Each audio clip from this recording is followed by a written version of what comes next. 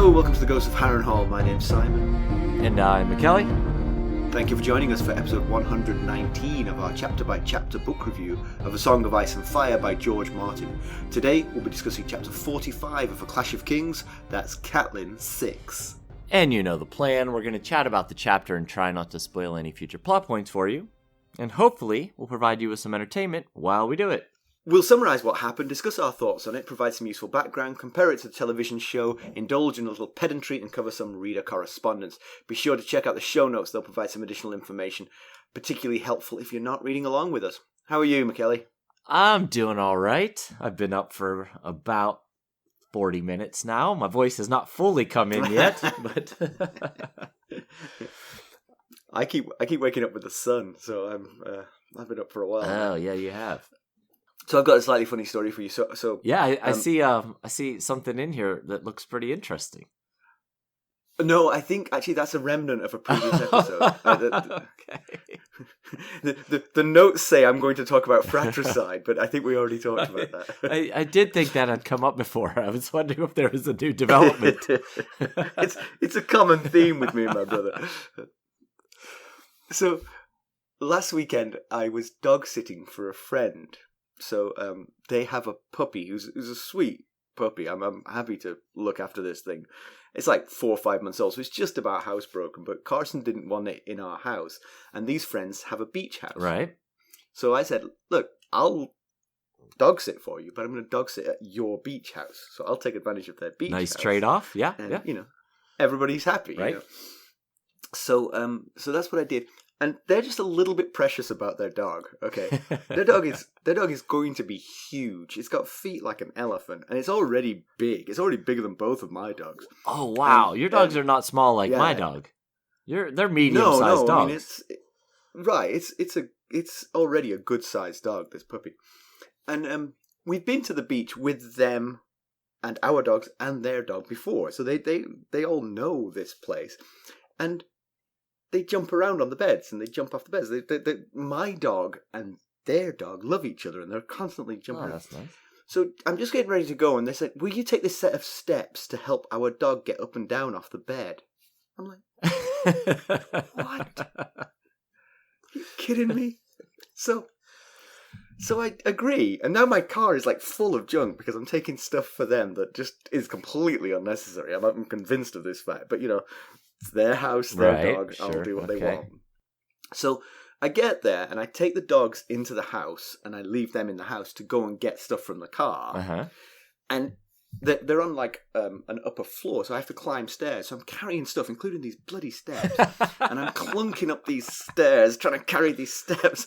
And I open the door and the dogs are on the bed. And they see me and they jump off the bed. You took too long with those stairs. They couldn't wait. Like, this is the stupidest thing I've ever done in my life. So you carried stairs up the stairs to get to the bed where the dog was already on the bed. Already on the bed. Oh, man. Well, you had a good time, though, I imagine, down at the beach. Yeah. So I just took Penny, my dog Penny, and just me. Carson and Lucas stayed home with the other dog, and we had a nice time. Actually, it was hard work because with a puppy you can't just hang around. And here at home, I have a fenced yard. I can just let the dogs go. There, I had to walk them every time they needed to go to the bathroom. Right. Yes. And so I thought I would get a lot of work done, but in actual fact, it took a lot of my energy just to look after them. But I walked on the beach every day with them. There you go. It was kind of nice. And we've been having beautiful weather for November. So yeah, you guys had good. Remember, I was away. I went north, so you guys had decent weather here. Oh, it was glorious. I mean, it couldn't have been nicer. I was in shorts and t-shirt on the beach. La-di-da. I was in... I stuck my feet in the water, but I didn't go any further than that. The water was cold. I was in snow and freezing Were rain. you really? Yes. Yeah. I went home to Pittsburgh to see my family. And, we hit just about every type of weather. We had driving monsoon-like rain on our drive up there. We had one sunny but chilly day. We had snow, and we had basically freezing rain while we... So Ethan came with me. It was just the two of us, and he talked me into taking him to the Steelers game on Sunday. Oh, that must have been tough. Well,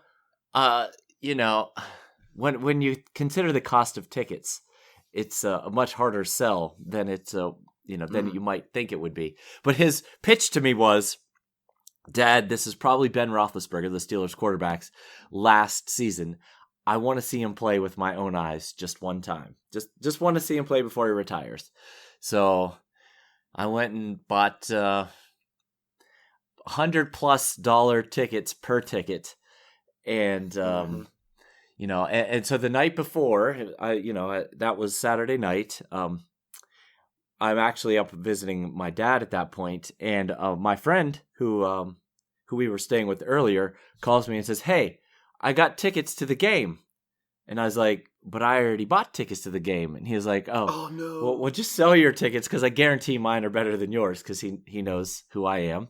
And of course, I had very upper bowl tickets, even though they were still cost me. I know you, Mackelly. I know you. And his tickets were about like 20 rows from the Steelers sideline. So I'm like, oh, great. The night before the game, now I've got to try and sell these tickets. So I put them on the market. I put them up on the ticket resale websites. Well, Ethan did technically. And like 10 minutes after I post them, news breaks that Ben Roethlisberger has COVID and that the backup quarterback is going to start the game. So now, of course, the whole pitch Ethan made is invalid. And who's going to buy my tickets to go watch our backup quarterback play?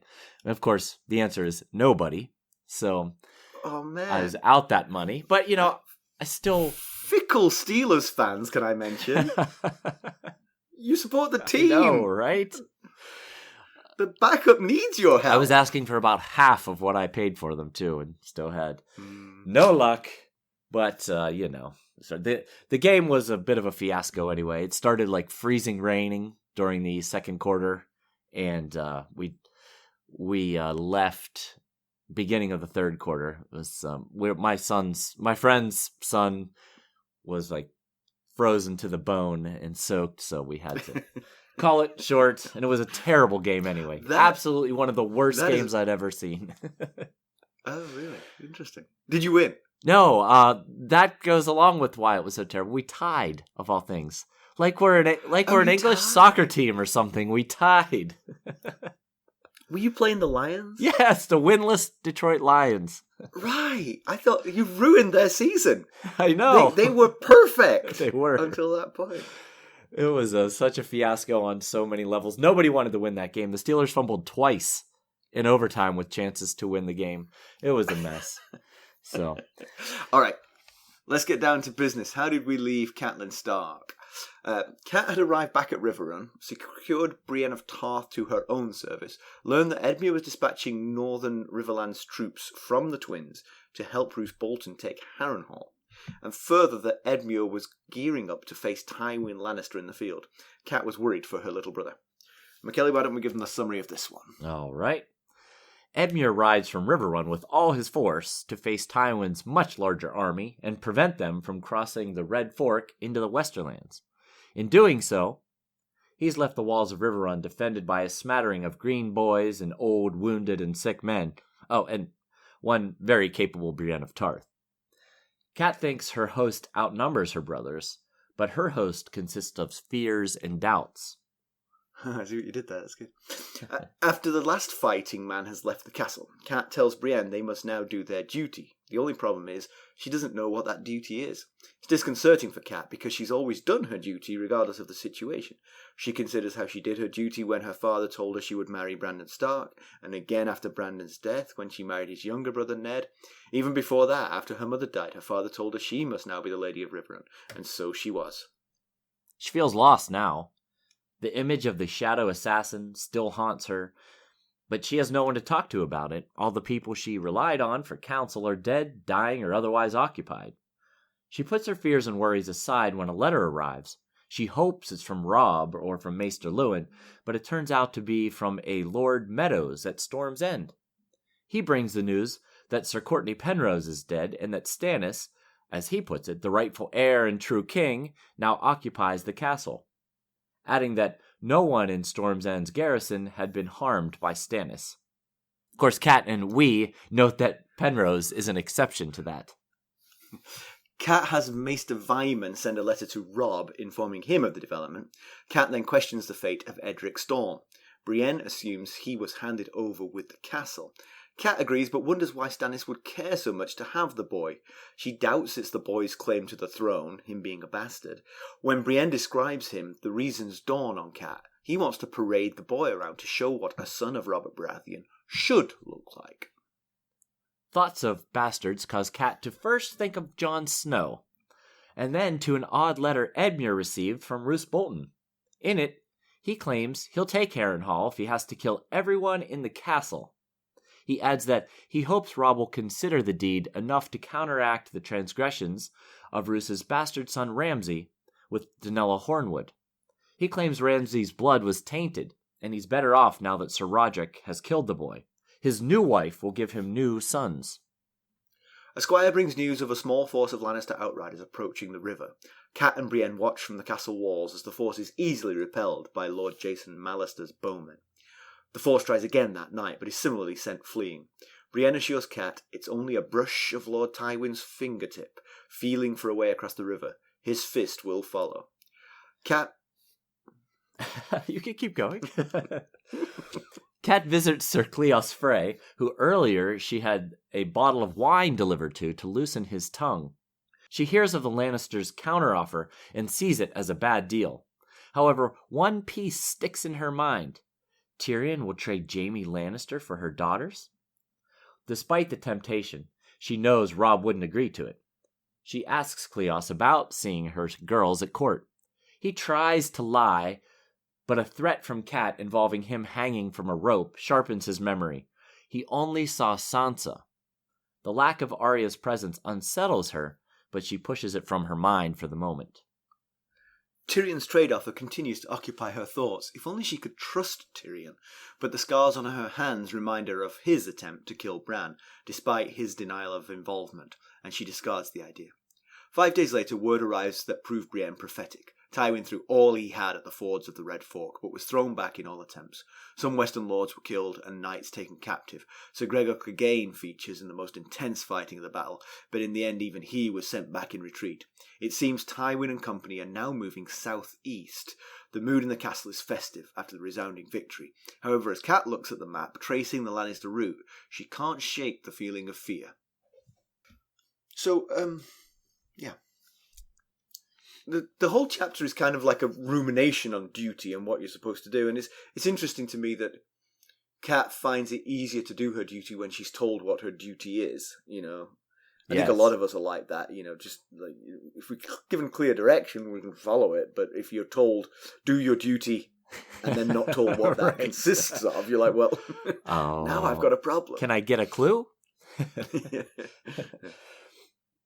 Yeah, you know, the whole chapter actually very well fits the Tully words of family, duty, honor. I think we see elements of all three. The chapter starts with Edmure wanting to make his father proud. The opening line in the chapter is, "Cat, I'm going to make father proud," and she's like, "Well, father's always proud of you." And he says, I'm going to make him proud of me for more than just me being born." And and then we also get, obviously, because she talks about it so much, we get a bunch of examples of duty that has been done, especially by Cat here. Some of the things she mentions is that she accepted and thanked her father for arranging the marriage with Brandon, which is very different from Lysa, because remember last Cat chapter when Hoster thought it was Lysa that we were that he was talking to, he was kind of chiding her a little bit about why she should quit griping about her having to marry Jon Arryn. Now, of course, Cat's betrothal to Brandon was a lot more traditionally, the age is lined up a little more traditionally than that of Lysa's and Jon Arryn's. But But it's a very interesting point you make about the Tully words, the family duty honor, because you're absolutely right. I hadn't really thought about it, but this is, in many ways, this chapter defines the Tully words. You know, it's sort of like, and it makes me wonder about the writing process. Does he come up with the words at the beginning and then writes accordingly? Or does he write and then he gets into this situation and he thinks to himself, you know what would be good words for the Tullys? Yeah. Family duty honor. You right. know, I wonder, because you're absolutely right. This is bang on. This is kind of like, take the Tully words and make a chapter around it. Right. Yeah, exactly. I had not. Yeah, it's like a chicken. That's, we're writers, but we're writers of a different sort. And right. And I often wonder how the creative novel type writing process goes. Which comes first, what plots and ideas and thoughts, the order that the author arrives at them. I often wonder, because we do write professionally. I often wonder if writers like Martin use technology, like, for instance, sort of like doing a global search and replace on words. Maybe the original Tully words were swim like a fish. Cat had web feet. He got to this chapter and he was like, you know what? Global replace. Swim like a fish with... Yes, I often wonder about that same thing. I wonder about that, like, remember that Tyrion episode when he created these demands, gave them to Sir Cleos. Yeah. And there was the wrong name for the corpse's hand. I think he called him Jared. I think Alistair Thorne called him Jared or something like that. Instead of, it was either J for flowers or Others. I can't remember off the top of my head. And I wonder if he decided to change the name of the character, but forgot that, oh, shoot, here I had named him something else. Right. Yeah, I wonder if his has like a global include file of names and words and all those things that he just pulls from. Be interesting to know that, actually. When we get him on, we'll ask him. Yeah. That's write that down. No, don't worry. I got it. Right. Yeah. That is as good as written in ink right there. But one thing about the duty part that she's talking about here is that she's talking about she mentions how she towed the family line with Littlefinger as well. How she basically wrote him off with no farewell at all because her father was angry that he, fought for her with Brandon Stark. And, she says, I didn't go see him when he was almost killed by Brandon. And I didn't say goodbye to him when he left. And that has to be especially painful for Littlefinger. They were raised much like siblings, very close childhood friends. And then this stranger comes, he's in love with her. The stranger comes, he's now going to marry her and nearly kills him. And then she bails on Littlefinger without word or gesture, Yeah, and particularly if you think about it, she was almost as fond of Littlefinger as he was of her. And how he got her was actually doing something sort of noble and selfless and, professing his love for her. It wasn't like, it was ill-advised, of course, but it wasn't like he was sullying her name in any way or anything like that. Right. He did nothing to offend her. He certainly did something to offend Hoster Tully. Right. It's not like he went to Brandon and was like, you don't want to marry her. Right. That she's a real would jerk. be an unforgivable betrayal, which would make it easy to cut him off. Right. But, fighting for her hand, that's a brave thing to do. Yes, right. And to cut him off for that is... Yeah. I hadn't really thought about that. I thought about when she said, I have always done my duty. I thought, well, except that one time when Ned said to stay in Winterfell and be the lady in Winterfell. Totally bailed on that duty. But we also, there's one quick thing about honor, because the words are family duty honor. We saw in the last cat chapter, and again in this cat chapter, that Edmure did the honorable thing and took in the small folk of the Riverlands that could fit in the castle, when it's very possible this castle could have ended up under siege. And Kat thought when she first discovered it last chapter that poor sweet Edmure bringing in all these useless mouths to feed when this castle likely could be under siege. And that's it's a very honorable deed. It's maybe not very best tactical plan, but it's honorable. But again, I'll say again, as I said last time, the point of a castle is that is where the villagers should retreat to in the event of a war. Let me turn it around. Tywin Lannister, Gregor Clegane, okay?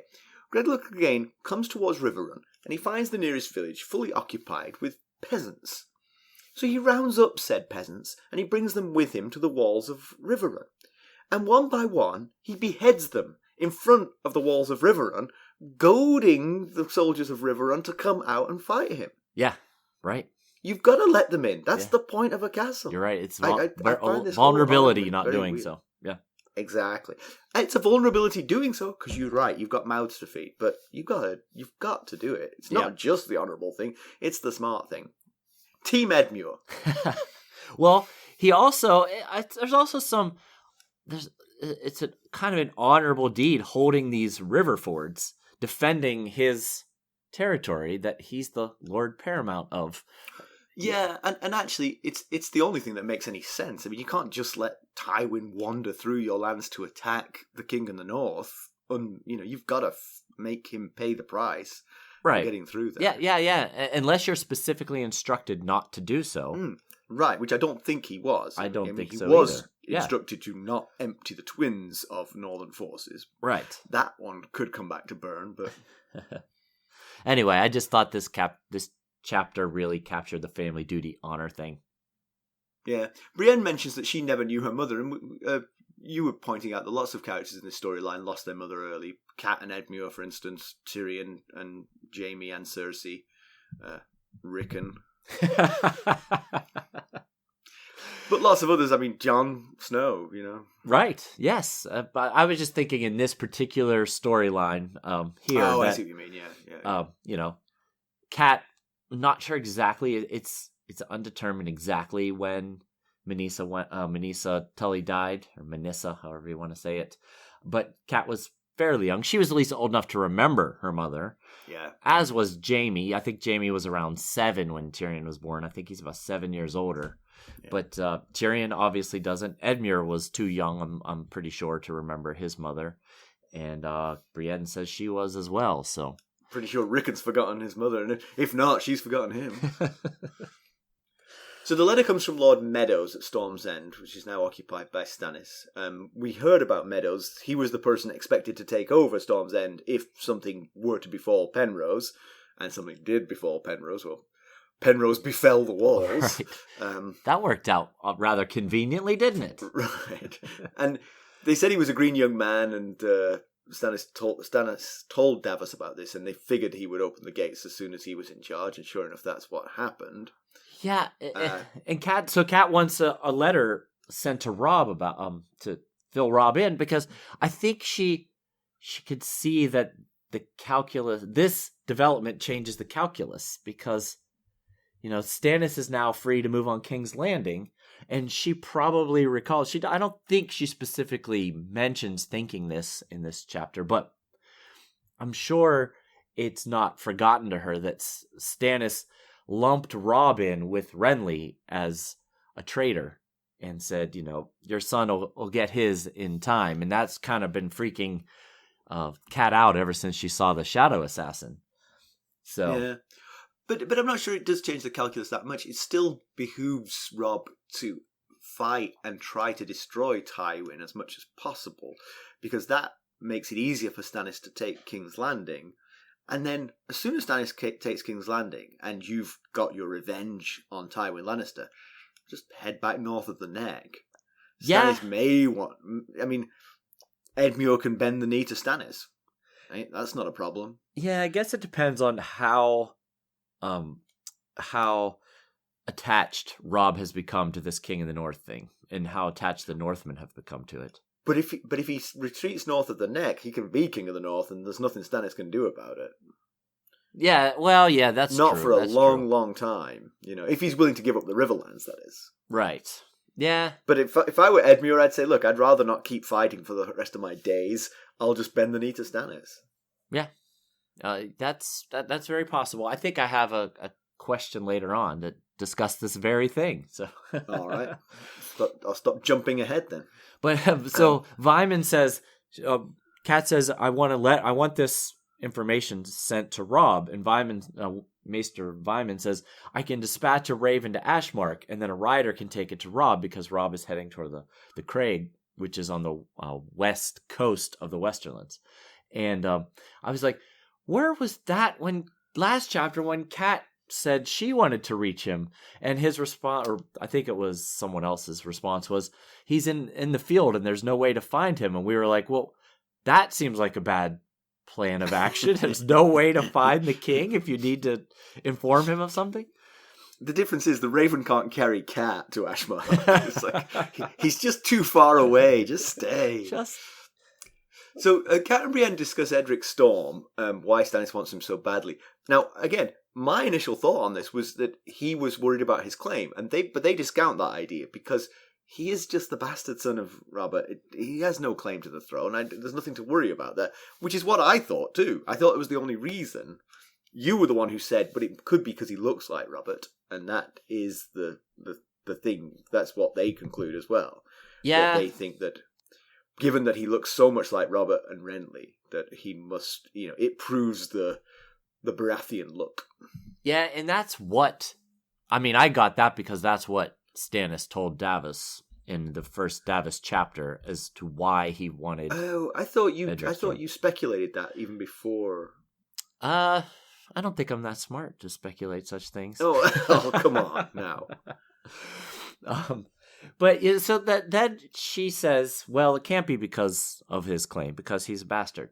And they, their claims are very limited unless he's been legitimized. And I suppose Joffrey could quickly legitimize him. And then so she's like, so she asks Brienne, tell me about this kid. What am I missing here? And Brienne says, well, he looks an awful lot like Renly. In fact, visitors often think of him as Renly's son. And then it dawns on Cat, and Renly looks a lot like Robert. Now I get it. He wants to parade him around. Right. And Brienne says, well, will that work? You think that would be effective? And Cat's response is, well, those who favor Stannis will say that it's proof, and those who support Joffrey will say that means nothing. There's nothing to see here. That is absolutely the case. That is why the Siege of Storm's End was such a waste of time, because it's going to prove nothing at all. Yes, to those who don't believe. I think that is true. But although Cersei feared Robert's bastard children enough to have every one of them in King's Landing she could get her hands on killed. and that observation, I saw that in the notes earlier, and it really got me thinking. I was like, I never thought of that. I never thought about the fact that she was getting them killed not because they were Robert's bastards who conceivably had a claim to the throne to rival Joffrey's, but because every one of them looked like Robert. Right. Yes. That was the reason she had to get them killed. Yes, possibly. Yeah. Even a sprinkling of those would be enough, Right. If you can bring forward 3 known Robert Baratheon children, and they all look like Robert Baratheon, and then you point to those blonde-haired weirdos. You caught me off guard with that one. No, yeah, you're absolutely right. But we also saw a little bit of during the riots that some of the Joff's illegitimacy is sticking in the people's minds a bit. We saw him called bastard, and Cersei called brother effer, and going on tour with a true Robert son might, at least with people whose minds are open to the idea, might sway. But as I'm saying that, I'm also thinking, how many people, when Ned sat the Iron Throne, how many people thought he was Robert because they had no idea what Robert looked like? Right. Good point. Yeah. So, but But yeah, I mean, it just feels like the kind of PR thing that Stannis would eschew. Like, why would I do this? I'm the king. That's I true. don't need to prove it to anyone. It is slightly against his nature to feel the need to prove himself. Right. And you're absolutely right. If he gains the throne, you could bring out any child from anywhere and say, "Hey, this is a Baratheon. This is Robert's bastard child," even though it isn't. Right. And everyone will go, "Oh my God, he looks just like Robert." I see it. It's his eyes. You see the eyes. On the opposite side of that coin, if the Lannisters retain the throne, then people will say, that proves nothing. That's just a dishonorable attempt by a jealous uncle to steal his nephew's throne. So, yeah. So back to Riverrun, they receive news from Roose Bolton that he's crossed the Trident and is marching on Harrenhal. Edmure commanded that task. The plan was to sort of trap Tywin between Riverrun and Harrenhal. It's not working because the world is not a straight line. It is, in fact, there are two dimensions. And so, rather than being trapped between 2 points, he's moving south away from those 2 points. Right. Yeah. And then, so in Roose's letter, he says that he will take the castle, of being Harrenhal, if he has to kill all inside. And I was thinking, hopefully minus one exception. There's one we don't want to kill in there. Before you kill me, there's something you should know. Yes. Yeah, but it's a terrible inconvenience to Tywin because, I mean, basically he was coming along the river road, right? And he's been forced off the river road into open countryside now, and so he's definitely bogged down and troubled by what Edmure has done. So, credit to Edmure for this. This has definitely helped the anti-Lannister cause. Sure, yeah. It definitely has, at least in their attempts to get back to the Westerlands. Right. It not necessarily helps or hurts their cause as far as retaining King's Landing, because he's prevented them from moving further away from King's Landing. We'll be right back. Hello, friends. Are you ready to make some unforgettable memories? Well, if so, consider the Marriott Bonvoy program. Discover the perfect destination for your summer getaway and unlock exclusive deals on luxurious accommodations. With our affiliate partnership, you'll enjoy unbeatable savings and a seamless booking experience. Don't let summer slip away. Visit Marriott Bonvoy today and make this vacation season one for the books. Use our Ghosts of Harrenhal affiliate page to check it all out and buy Bonvoy points or give some as a gift. The link to our page is in the show notes. True. That is true. So Bolton continues that he hopes that his deeds of taking Harrenhal will be weighed against the crimes of his son Ramsay, which is... We finally have a name. We have a name. We've been avoiding saying that because it's a spoiler, because it was never mentioned in the book till this point. And the kid's dead now. Finally, we can tell... Now I don't have to edit out us saying his name. So if you remember what Ramsay did, he kidnapped, married, and then killed Danella Hornwood. And he was known to be sly, greedy, and cruel. Yeah. Danella herself called him a sly creature. Yeah. And Roderick was concerned that Roose was going to want to uphold the claims to the Hornwood lands, since, technically the marriage was legit, except for that whole forced to do so at sword point thing. But it doesn't seem like Roose has any plans here, as he's basically saying, "I'm so sorry that my son did what he did. I'm going to go take Harrenhal for you. How about that?" Right. Which, I mean, Roose is a thinker. He thinks things through, and clearly he's willing to cut ties with his dead bastard son Ramsay. He's like, why should I care? Yeah. But he's expecting to have new sons down the line, because he doesn't have any other children. This was his only child, was this bastard Ramsay. But he married one of Walder Frey's daughters, Walder Frey, Fat Walder Frey. I'm guessing she had to have a moniker because there's many. Several of them. Oh, yes. Yeah. Actually, I say I'm guessing, but we do know this. We know this fact that there's more than one Walda, just like there's more than one Walder out there. Right, yes.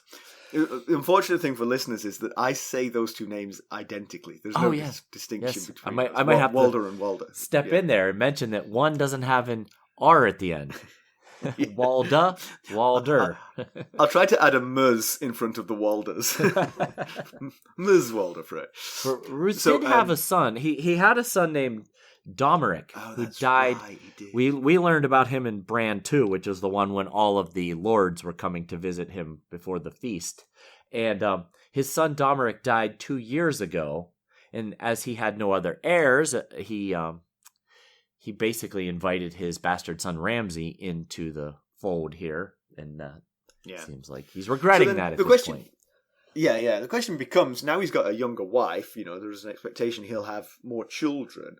So would he have kept Ramsay around? This might have actually worked out quite nicely for Roose, especially if Ramsay was as off the chain as he seemed to be. It might be like, oh God, what have I let into my house here? Right. I mean, Roose, again, is pretty ruthless. He's not... Maybe he said to Ramsay, you know what I should do? You know what you should do while I'm gone? Run amok. That Danella Hornwood, if something should happen to her husband and son. Yeah, you're right. I mean, basically, based on the contents of this letter, it sounds like he possibly would have discarded him as an heir, or at least his acknowledgement of his existence as a bastard. Yeah. I'll say, though, that distancing yourself after he's dead and clearly guilty of some serious crimes is not that hard for someone as calculating as Roose to do. True. Yes. Probably didn't take too long to come up with that response. It'd been interesting if Ramsay had been captured instead of killed. Then Roose would have had a tougher decision. Right. I'm pretty sure that his calculating nature would have been like, Rob, I think you should make an example of that kid and hang him from the nearest tree. Right. That'll just make my life easier, frankly. Yes, that's very possible. That might have been the decision he went with there. But he doesn't have to make that decision, so... So Cat and Brienne watch the first skirmish of this, what's called the Battle at the Fords here, from the walls of Riverrun, and they see the House Brack's unicorn banner under the Lannister lion, and Cat thinks that, she remembers that back in the day, Lord Brax had come to Riverrun to propose a marriage between one of his sons and either Cat or Liza, and she thinks, I wonder if that's the same son out there that came and that he was proposing marriage with, and she knows it can't be Lord Brax because Lord Brax drowned in the Tumblestone during the Battle of the Camps. We learned that back in Tyrion 9 of A Game of Thrones, and so there's only two options. It could either be Flemont Brax, the youngest, or Robert Brax, the middle child. It can't be the oldest, Titus Brax, because he was taken captive at the Whispering Wood, so he is likely in the castle along with Cat, I would think. But being that his father's dead, I guess he is now the new Lord of Hornvale. So we've seen the youngest Flemont has been mentioned a few times in the Tyrion scenes in A Game of Thrones, and he is named later. There's a skirmish that happens later in this chapter, but it's like the third one that's mentioned or something, and he is mentioned specifically as having been tossed back. So it's possible this could be him doing all of this. Busy fella. Yes, but it could also be Robert. He's with Tywin's force as well. So, but then, so Lord Jason Mallister, he's tasked with defending the 4 closest fords to Riverrun, and we saw him go back to Seaguard with Theon when all of the Riverland lords, bannermen, were kind of just going back to their castles.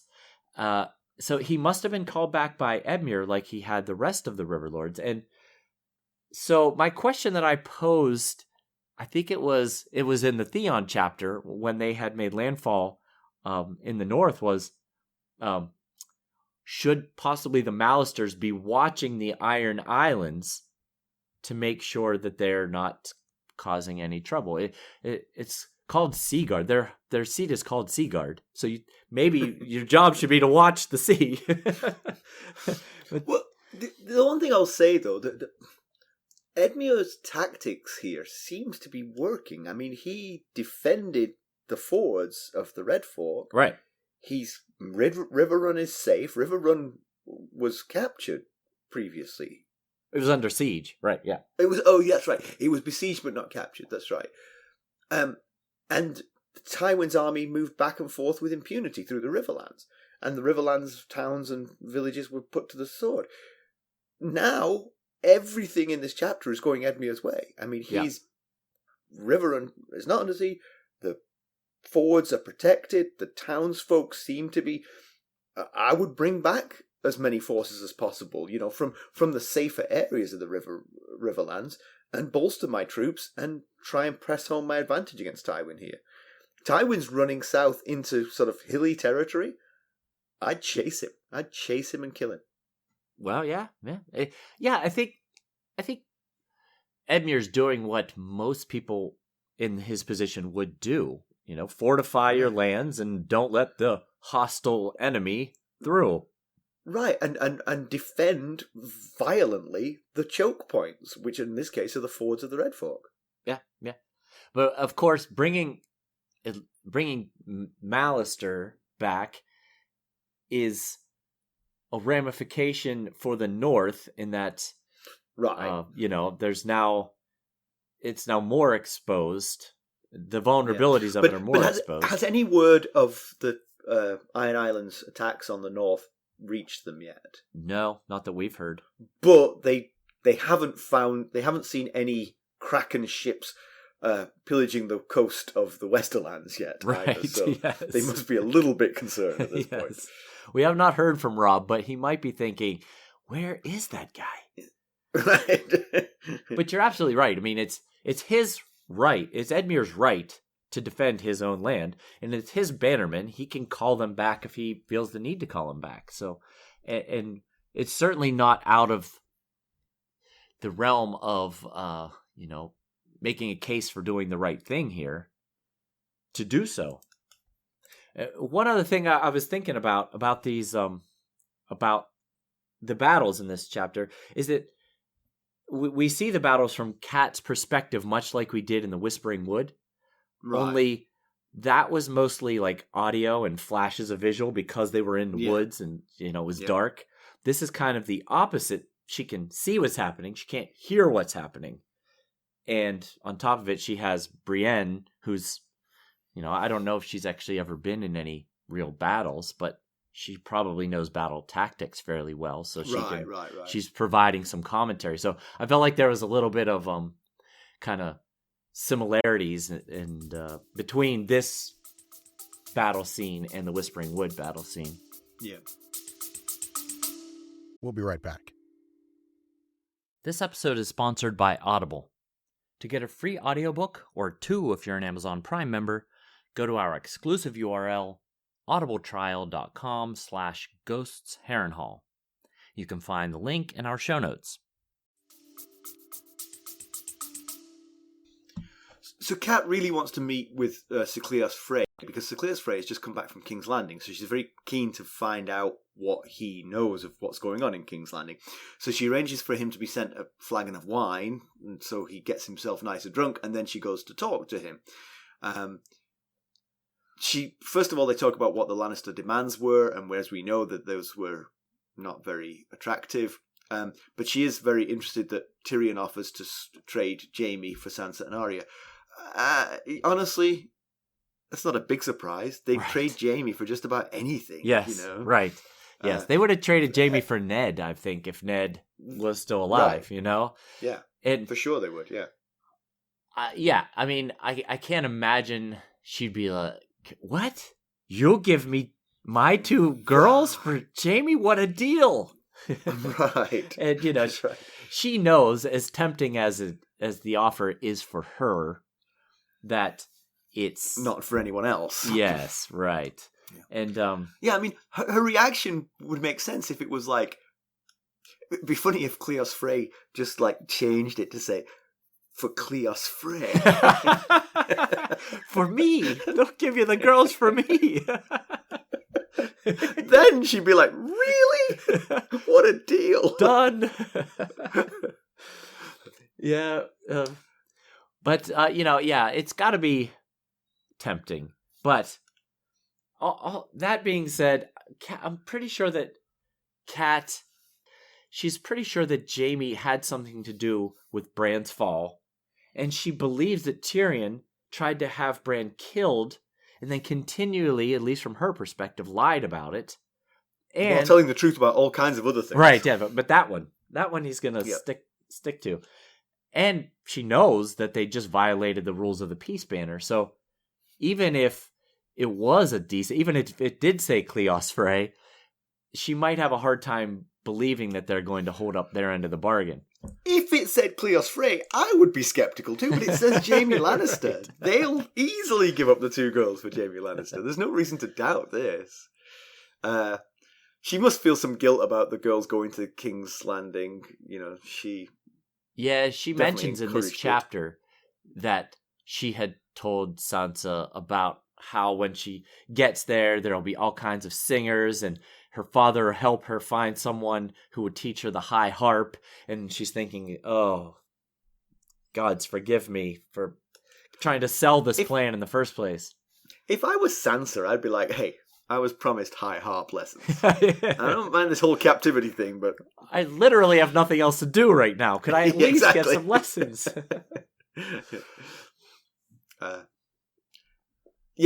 What Cat isn't aware of course, is what Tyrion told Sansa, that he plans to send her home if the North yields, which is another manifestation of the same deal, basically. Right. If the North would yield, then they could have Sansa back. Cleos being drunk, and this was a good idea of Cat to ply him with some wine, he blurts out that he never saw Arya, and so Cat is not sure what's happened. She too unruly to be in the throne room, obviously, definitely possibility with Arya. Yeah. Dead, or she doesn't consider anything else, but of course it should occur to her that just missing. I mean, presumably in the turmoil of Ned's capture and the dispatch of the Starks, there was turmoil in the thing. She might have gone missing. She may be in the wind. She may be being looked after by someone. All kinds of possibilities should occur to her. What's actually happening to Arya, probably way down that list. Yes. That she's sitting in Harrenhal. Be hard to get to that one, but that is the truth. Yeah, especially if you're going to consider the 2 daughters, which is most likely to be in that situation. It would be Arya. Yeah, also most likely to get herself killed. Right, yes. Sansa would put her hands up. Yes. Arya would fight to the death. But Kat's thinking about Tyrion and trying to decide, is there any way I can rationalize trusting him? And she thinks that she's unsure how Tyrion survived the Mountains of the Moon in the first place when Lysa threw him and Bronn out on the wrong side of the Bloody Gate. And I thought it kind of funny that she doesn't know about the mountain clans running amok in King's Landing. Like, she has no idea that this is happening. Yeah. So Brienne said this would happen. Tywin's fist appears after his fingertips. He tries to force his way across the various one particular crossing of the Red Fork. There's a sense of desperation here from Tywin. I mean, he really throws some forces into this, and they're not in a strategically good position, but they go for it anyway, and a lot of them end up dead. Yeah, and you gotta wonder, is he aware of Courtnay Penrose's death? Because if so, which would add to his sense of desperation. Yeah. If he doesn't know that Courtnay Penrose is dead, then he's figuring Stannis is tied up, so I'm going to throw all my forces to the Westerlands and save my homeland. Or if he is aware of Courtnay Penrose's death, then is he thinking, I'm going to give up King's Landing and at least save my homeland, which I feel is more defensible. We just found out. I mean, Kat found out in this chapter about Courtnay Penrose, so you'd think possibly a similar letter has gotten to someone in Tywin's camp. The fiercest battle of all is at the Stone Mill, where Gregor Clegane leads his men. They said that so many of the people died in that fight that it almost dammed the flow of the river. So Stone Mill's about halfway between Riverrun and Pink Maiden, which is sort of just about due south of Riverrun. Yeah. Lots of Clegane's men died, that would mean that Arya's list might be shorter. Right. Arya had a lot of Clegane's men on her list. So. Yeah, she might need to inquire about who is still alive. Otherwise, she's just wasting time at night. Right. Yeah. I'm sure there's many more people she could add to that list if there's spaces available. But Clegane himself actually managed to get across the river, but Edmure's reserves were able to push him back. Gregor Clegane appears to have survived, but he was bleeding from a dozen wounds, so... Yeah, it takes a lot to kill a mountain. So... Good point. But Sir Desmond Grell, he's very excited about this resounding victory by the Rivermen, and he says, where is that rhyme in the rhymer? He's a singer that's in the castle right now, and he says, this is a song even Edmure will want to hear. And if you're wondering, what does that mean? We got tipped off in Cat 5 that Edmure dislikes singers because once upon a time, a singer slept with a woman that Edmure fancied, and ever since then he has a grudge against singers. So. Right. So the word is that Tywin's forces are retreating to the headwaters of the Blackwater Rush, which means that if he then followed the Blackwater Rush all the way to where it reaches the sea, he would reach King's Landing, because that's the river that serves King's Landing. So there's definitely a thought here that that's maybe where he's heading, given that he doesn't appear to be able to get through the Riverlands back to the west. This is an alternative. But I was looking at a map earlier, and if you do go down the Blackwater Rush, if you follow the flow of the Blackwater Rush, you actually hit the Gold Road. And from the Gold Road, you could go east or west. Right, yes. Sort of depends what Tywin Lannister's main concern is here. Is his main concern recouping the Westerlands, or is his main concern his family? Right. Yes, exactly. And Tywin is like Roose Bolton. He calculates. Yes, he sure does. His family has a certain value and no more. Yeah, you're right. And that adds another level to the question that I posed a few minutes ago about, is he giving up King's Landing to protect the Westerlands, or did he not know about Courtnay Penrose's death? It could be that he's just changed routes. He's still planning to do what, he still has the option of doing either. The Gold Road leads through a different pass through the mountains into the Westerlands, which Robb clearly has not blocked that passage. So that is a way back for him safely to the Westerlands, no question. Right. Yeah. But I think the implication is they think he might head to King's Landing at this point. I think that's he's heading physically in that direction. So your first thought anyway. Yes, exactly. The river runs southeast and therefore towards King's Landing, but it does then intersect the Gold Road, and he could turn right, which would be due west, if he wanted to. Just a longer route. And again, he could also think about. I mean, if he has intelligence for what's going on, he could change his decision.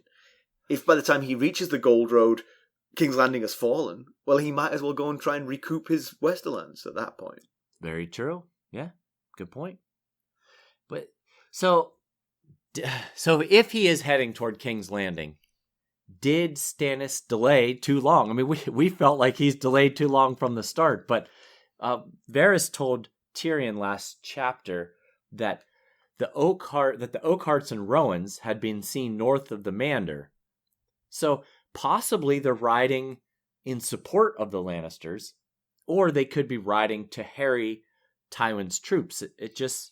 Right. It depends on what's now happening. Now he might be surrounded. Now he might be really surrounded. Right. So, I don't know. I guess we'll just have to see how that plays out. But I wondered if Tyrion has sent Edmure a fruit basket. Because at least Tyrion's father is heading in the right direction. Heading For where Tyrion, he's needed. yes. Yes, for Tyrion's Yes. sake. Yeah. All right, you got some background for us? I got a little bit. This chapter didn't have a ton of background, but I think I put together something somewhat interesting here. So, Lord Leo Lefford died in the fighting. He was with Sir Gregor at Stone Mill and drowned in the Red Fork. Lord Leo, he's been around in the background for a while. He oversaw Lord Tywin's stores and supplies, and he was the one that gave Tyrion his supplies when he arrived after coming out of the Mountains of the Moon, and Leo was irked that he had to supply the clansmen with weapons as well. He also he advocated for calling for a truce after Jaime's capture at the Battle of the Camps.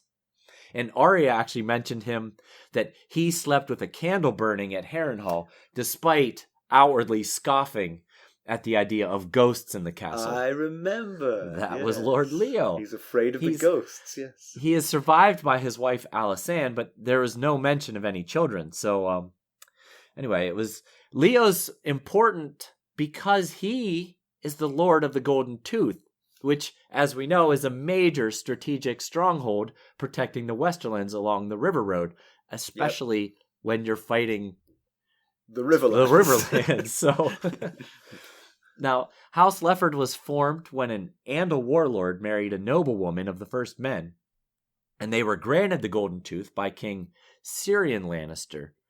And the gold from the Golden Tooth helped make House Lannister one of the richest houses in Westeros.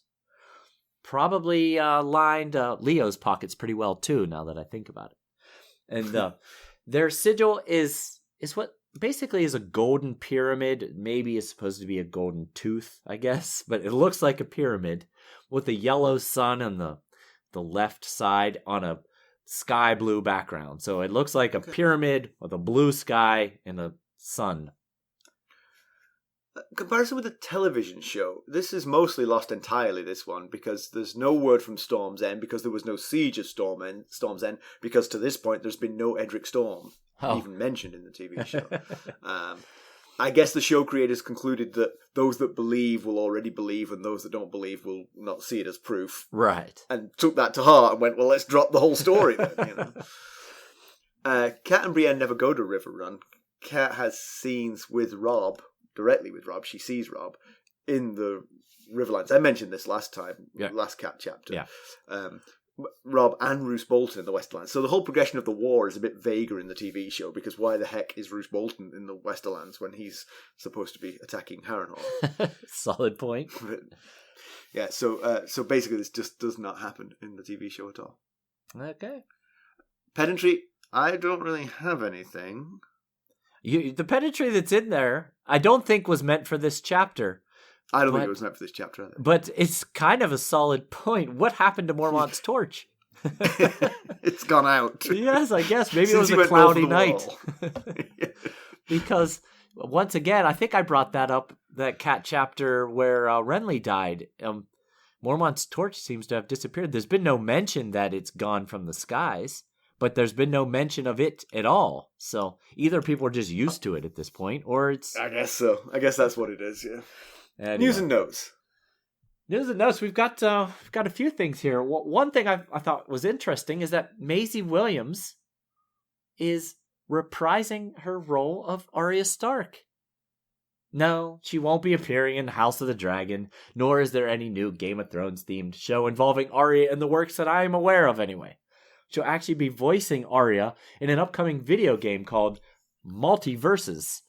It's said to be a fighting style game a la Super Smash Brothers that will allow you to pick from many well-known characters to fight as and fight against.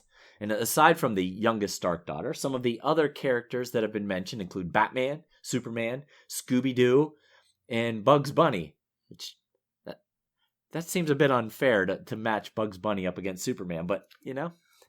Yeah, plus, I mean, they don't really have a specific actor attached to them. Maisie Williams, it's cool that she's voicing that. You know. I could do the Bugs Bunny one if you want. Not very well, but... I'd like to hear it, in fact. No. The game will be available on consoles and PC and expected to be released sometime in 2022. So for all you video game fans out there, you could go play as Arya Stark. Any news from Ghosts of Harrenhal Enterprises? There are news. I think we referenced this last episode, but so we've created a Buy Me a Coffee site, and it's up and running. It's at buymeacoffee.com/Ghosts Harrenhal. Of course, I've changed it from Buy Me a Coffee to Buy Us a Cup of Arbor Gold because I thought that made a lot more sense. So if you like what we're doing and you want to support us, you can make a contribution to the show. And to be clear, I mean, we're not trying to get rich off you all. I mean, we're just, we've funded this endeavor for the first, we've been doing it for 2 years now? Yes, more than 2 years, yes. More than 2 years. And, it'd be just good to cover our costs. That's all. That's what we're trying to achieve here. Yes. And if you contribute, it'll help sustain us for the years to come. It absolutely would. We very much appreciate everything that you guys do between your reviews and your merchandise purchasing. And, if you want to contribute to the show this way, that will be fantastic. We very much appreciate it. Thank you. And the merch shop is doing well, so please go check it out. I think probably by the time this episode airs, there's a Black Friday sale going on. I think that might be after Black Friday, but I think the sale still might be going on. So go check it out and see. Okay. Awesome. This is a really cool review, by the way. So, well, why don't you read the review from Ethan Reed 1 from Apple Podcasts in Ireland? Okay, just to be clear, this is Ethan Reed, not Ethan Ray. Okay. I did not put my son up to writing this review.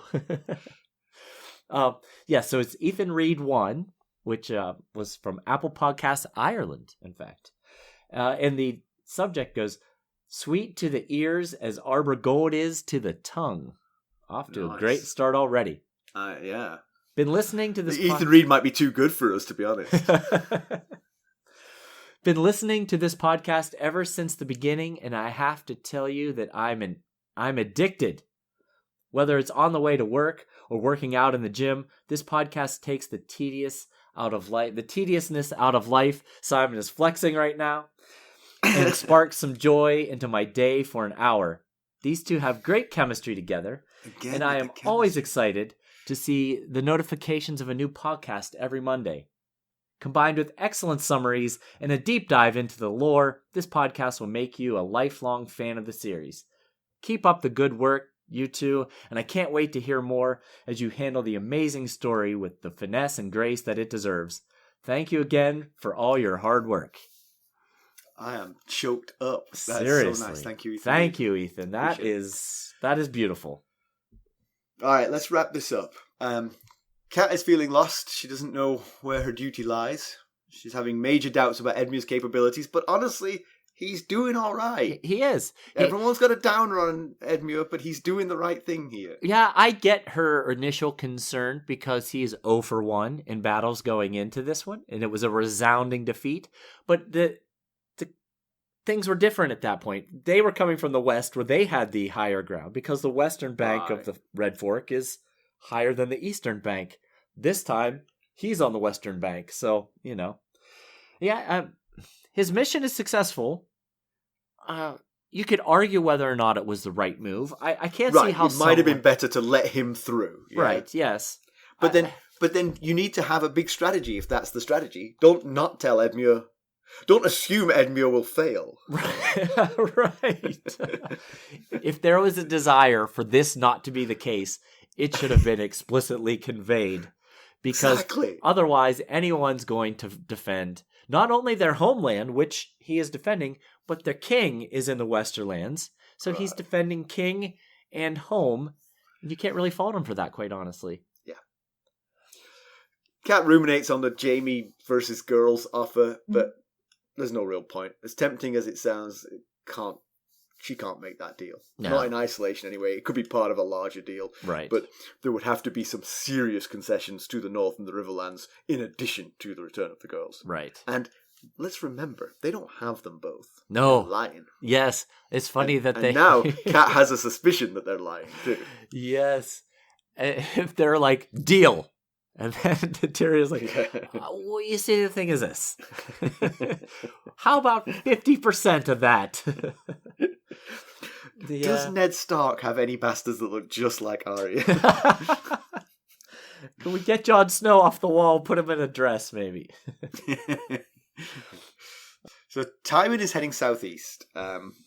Is this the better outcome? Tywin could help King's Landing repel Stannis. Right. Or,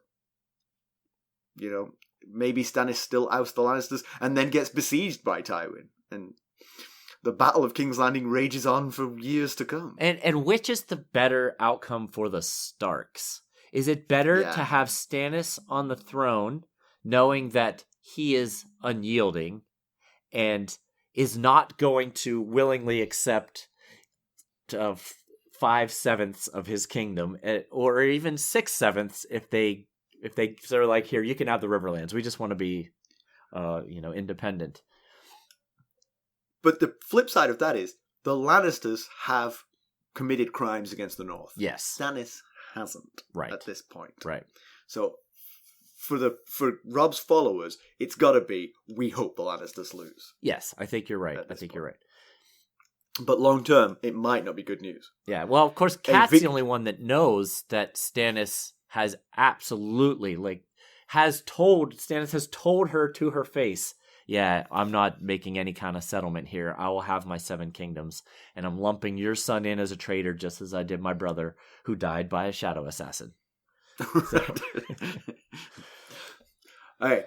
As always, you can reach us at ghosts.harrenhal@gmail.com. You can follow us on Twitter at ghostsharrenhal. We're on Facebook, Instagram, YouTube, Buy Me a Coffee, Discord, Threadless. That's right. On global reach. Our enterprise continues to expand. I'm not sure how much further we can expand at this point, but yeah. You might be maxed out, Mackelly. I could lend a hand. And if you please go out and leave us a 5-star rate and a glowing review, it really would mean so much to us.